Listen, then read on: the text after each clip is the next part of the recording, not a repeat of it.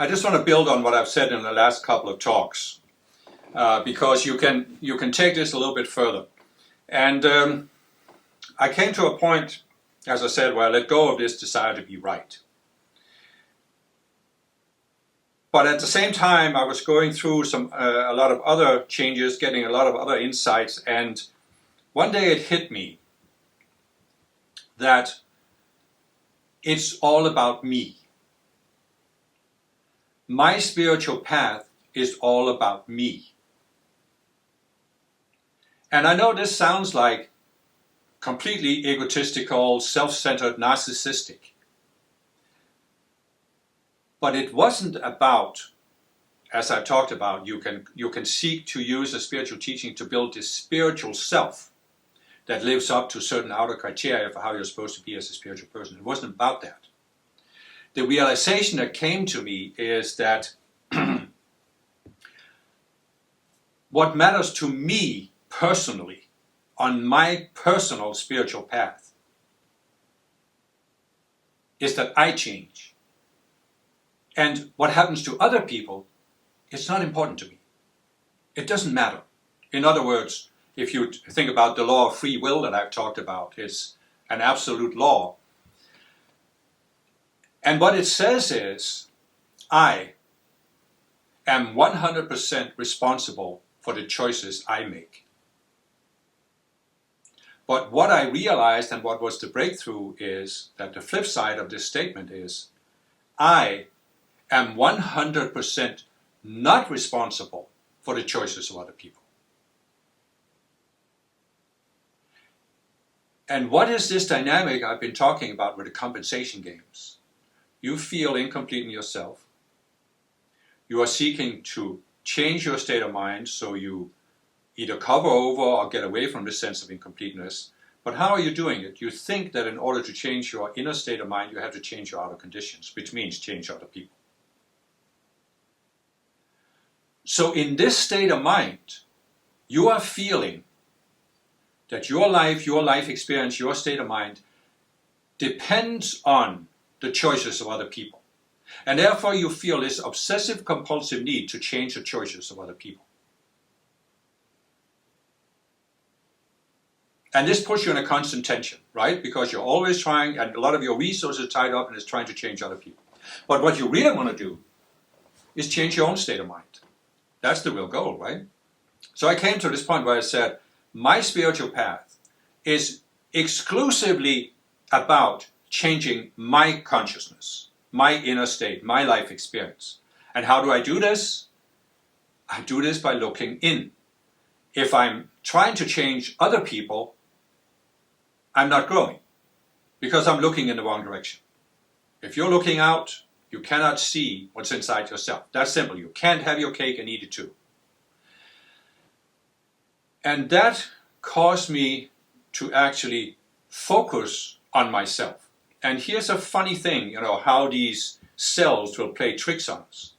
Because up until that point, a very, very important motivation on my spiritual path was that I'm here to change the earth. I'm here to help the world grow. I'm here to bring in the golden age of Saint Germain. And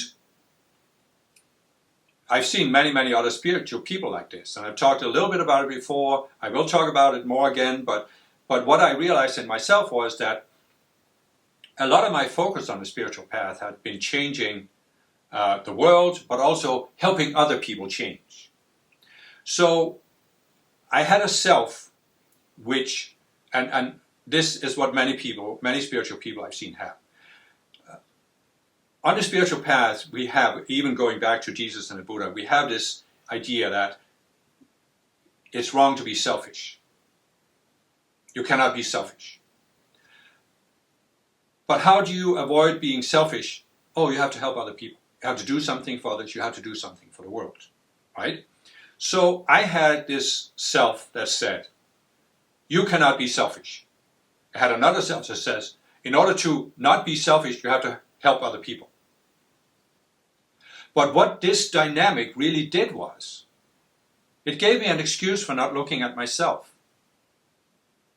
And I distinctly actually remember the first time I really started seeing this was in my second spiritual movement.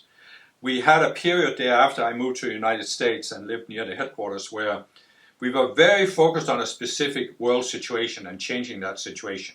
And the way we were doing it was we were giving all these decrees. And we would have we could have 500 people all decreeing together. And this was done at very, very high speed. So it just sounded like a murmur, you know.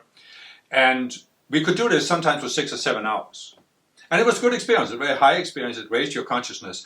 But I realized after I had done this for a while, it suddenly came to me, you know, if I had been a soldier in the Second World War, the maximum amount of time I could have been at war was for 5 years.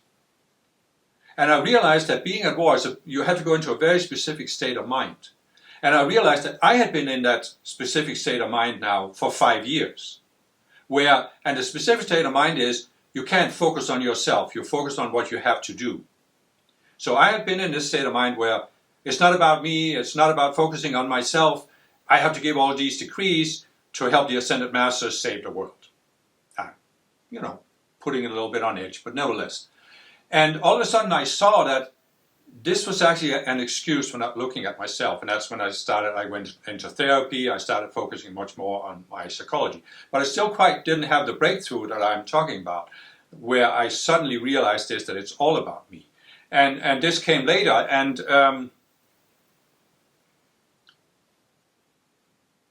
the important shift that I made was that instead of focusing on changing all these outer things, I shifted my focus to saying, but what do I need to change? And I acknowledge that focusing on my own growth is not being selfish. It's actually the ultimate form of selflessness. Why? Because what makes you selfish is that you have these separate selves. So what's the most unselfish thing you can do? Get over these selves. Let them die one by one until you have no selves left. That's being unselfish. So I realized that I had to stop giving these selves an excuse so they could hide from. I had to say, even this projection that I had to help other people and save the world was actually coming from a self. And even the projection that I couldn't be selfish, therefore I couldn't focus on my own growth, was also coming from a self. So I had to look at this and say, you know, get lost. I've had enough of this dynamic. And you break through where something magical happens there. Because before, it seemed like you were such a good person because you were trying to help other people. But you were actually just driven by these selves. So you were actually selfish. You were seeking to help other people with a selfish motive, right?